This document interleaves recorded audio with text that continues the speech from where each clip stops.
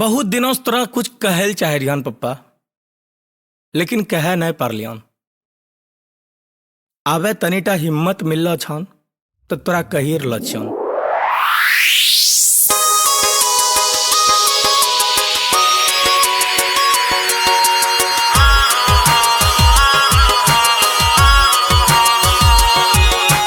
राखो भरोसा बाबू हो तोरा एंडी टोर बनाई देवन।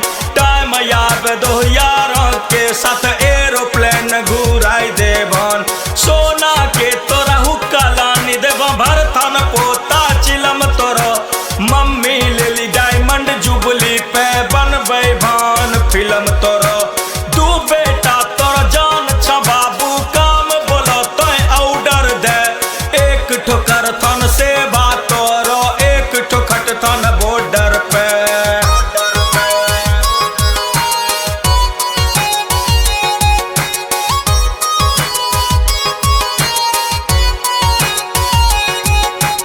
फॉर्च्यूनर तो किनी लिहो हमें त किन भन ट्रैक्टर हो। टॉन्ट जे मारथन तोरा पे देह चौरस ओकरो बेथन हो। अगुवानी से उड़न फ्लाइट हो थाईलैंड अमेरिका हो। लन भन बाबू चार सरेसी चलथन तोरो सिक्का हो। चार यार जहाँ मिलभो बाबू हरिया दही के देव काटी हो। परसन पर परसन ली हो तो हेलो गाइज के होटल हो।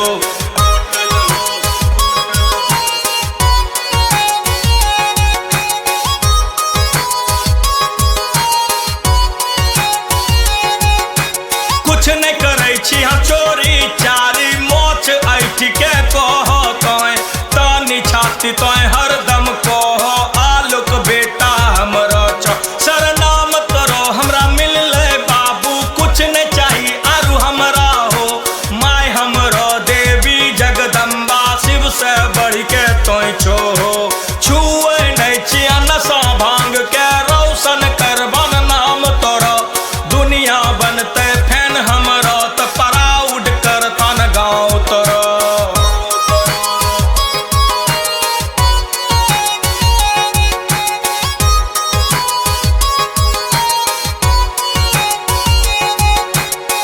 छो फुट के गाड त चलथन तोरो आगू पीछू हो।